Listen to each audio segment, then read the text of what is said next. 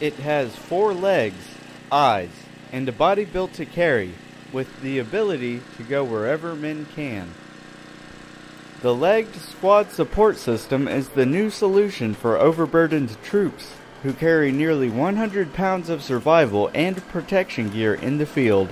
Dismounted squads like to move under cover and concealment.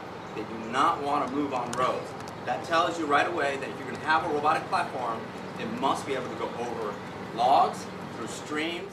The Commandant of the Marine Corps, General James Amos, and Defense Advanced Research Projects Agency Director, Arati Prabhakar, saw a demonstration of the system at Joint Base Myer-Henderson Hall, Virginia, and learned about the 24-month initiative designed to refine and enhance the program. Now that you've got a capable platform, it's now taking the sensors, making them much more effective. They're already effective, but taking it to a new level so that not only it can perceive the world around it better, but it can interact with the Marines better. So that's what you're going to see over the next 24 months is how do you make it more effective in the hands of those Marines out in the field. Once complete, this beast of burden could take the load off troops, allowing them to focus on their mission. So everything we do, we endeavor to lighten the load, but where LS3 is particularly effective in that regard is the fact that it takes equipment directly off that Marine's back, whether it be mortar base plates, whether it be ammunition, spare ammunition, whether it be packs, a lot of different areas. Corporal Christopher Baines, reporting from Joint Base Myer-Henderson Hall, Virginia.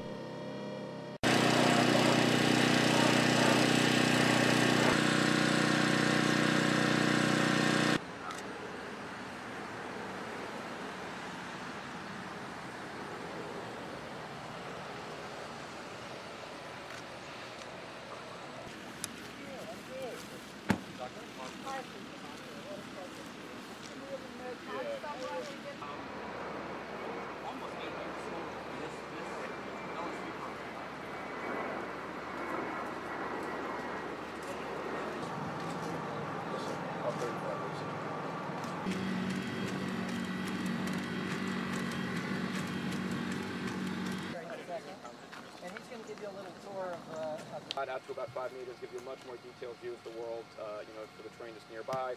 All of those cameras work day or night. They're all illuminated. Same controller could be used to control a UAV.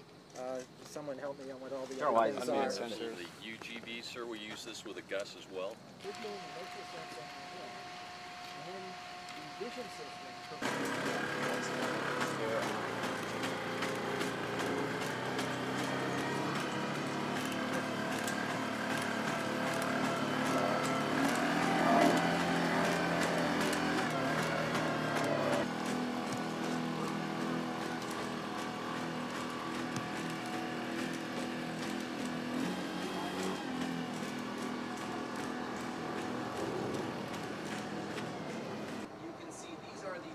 Points that the laser sees off the world all around the robot.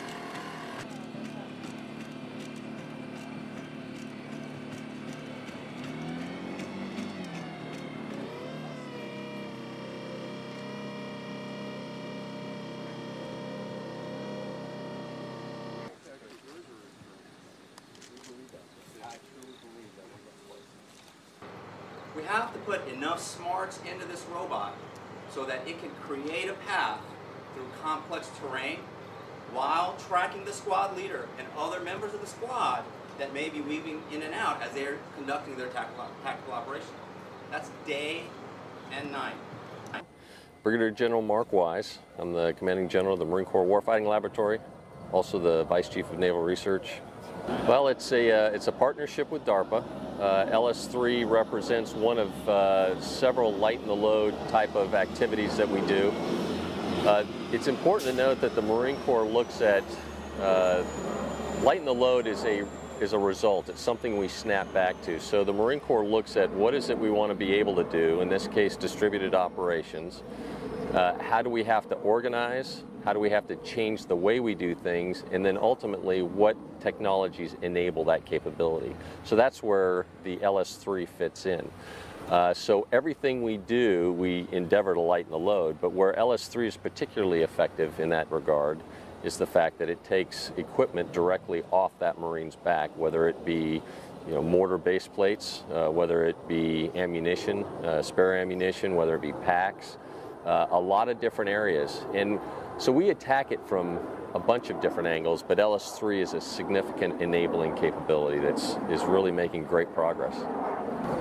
Well, ultimately, absolutely, because obviously we train like we fight. If we're able to fight differently because we're able to lighten the load, and it's not necessarily that it's just fighting differently, it's fighting more effectively. Because if you look at the fatigue factor, imagine being in Afghanistan in the heat of the summer. So you've got significant vertical terrain, you've got a lot of heat, weight that the Marine is carrying from a protective standpoint, and the ammunition he has to have on his body.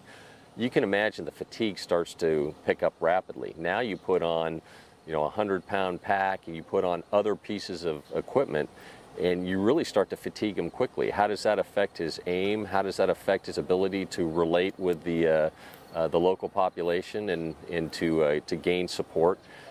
It's a little bit about attitude, and it's about capability. So when you can lighten the load and allow him to become more effective with regards to how he performs, then in some ways you could say that that's not necessarily changing the way he trains, it's making him more effective as a trained Marine.